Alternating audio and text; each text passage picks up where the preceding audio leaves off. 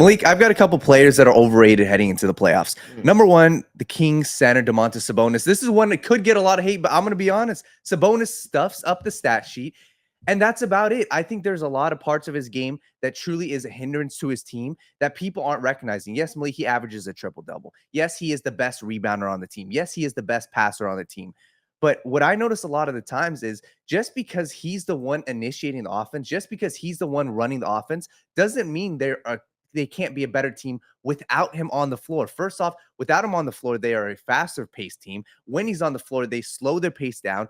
And yes, he's the hub of their offense. Yes, he does a lot of dribble handoffs, but I think it really is a lot of times it slows the best part of their game down. I think the best part of their game down is running with pace. Obviously, Malik Monk isn't on the team. He's currently hurt right now. But when he's not on the court, they run with pace. They're able to play faster than the opposing team. But when he's on the court, he just slows the game down. And yes, he's a good passer. Yes, he's the best rebounder. But just because he's the best rebounder, look at who's opposing him, right? Look at who's around him. Harrison Barnes can't rebound. Keegan Murray can't rebound. So yes, Sabonis is going to grab 14 rebounds a game.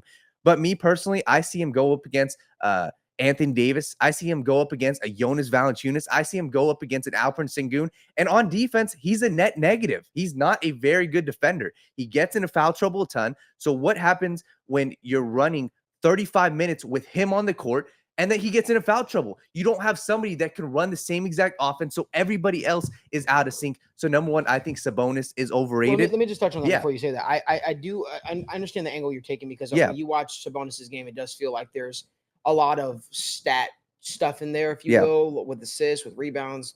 And, he casually gets his points, obviously, which ultimately leads to him getting a triple-double.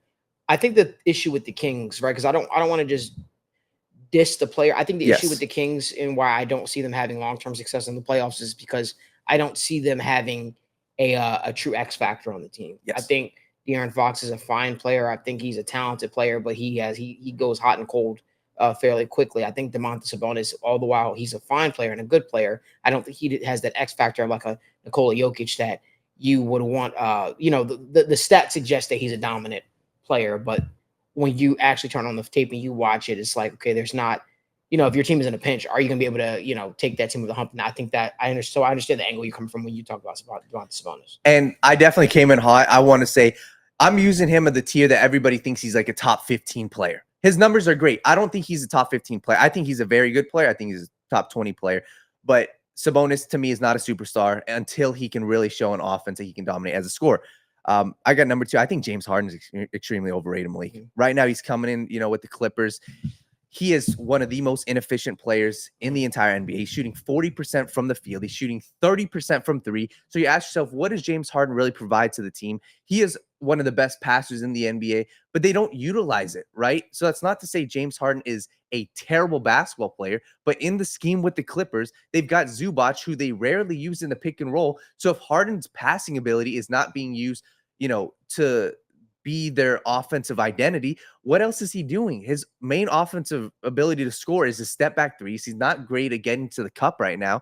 So he's relying so much on his step back threes. He's an inefficient scorer. And I really think that he slows down the pace of the entire offense. So where, Kawhi and Paul George, they should be the ones and twos, but James Harden is currently the guy who's taken a ton of the shots. So for me, I think James Harden really is a hindrance to the Clippers because of his poor shooting. If he can be an elite three-point shooter, I would think James Harden and the Clippers could really be on the next tier of, finals contenders, of being one of the best teams in the NBA. But because James Harden is such an inefficient scorer of the basketball right now, I think he really is, a hindrance to their team. So James Harden is the second guy I've got for being over a guy in the playoffs. Okay, I kind of like that. I'll listen. I understand where you're coming from with the James Harden thing, and I think you have the reasonings to back that up. I just think that James Harden isn't the offensive scorer that he used to be at one point in time. He has spurts where he can go off. We saw it with Philadelphia, even before he went on the streak where he was started scoring a lot. Recently, he was on a stretch where he wasn't performing, where he wasn't, showing up, if you will. I still like James Harden personally. I just think that to ask that guy to deliver night in and night out is a tall task, and I don't think that's something you should really expect at this point in his career. There's one guy that I have who I think is overrated in the playoffs that I'll say, and that's Donovan Mitchell.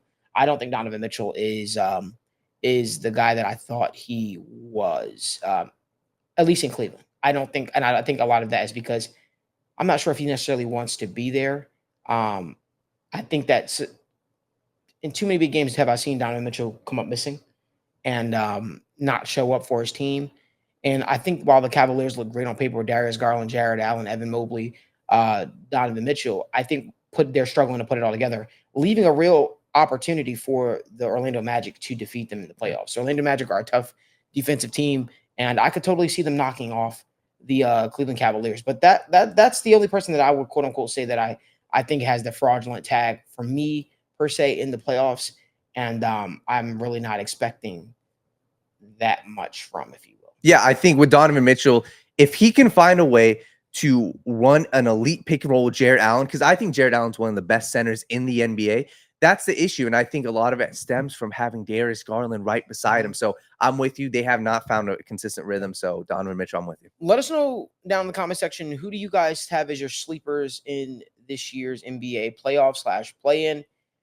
Maybe it's somebody we've named, maybe it's somebody we haven't named. Do you guys think that there's an overrated superstar, overrated team? I want to hear from you guys. If you like more video content like this, give this video a like, subscribe to the YouTube channel, turn on post notifications so you guys don't miss when we go live or upload content from the First Star Logistics studio.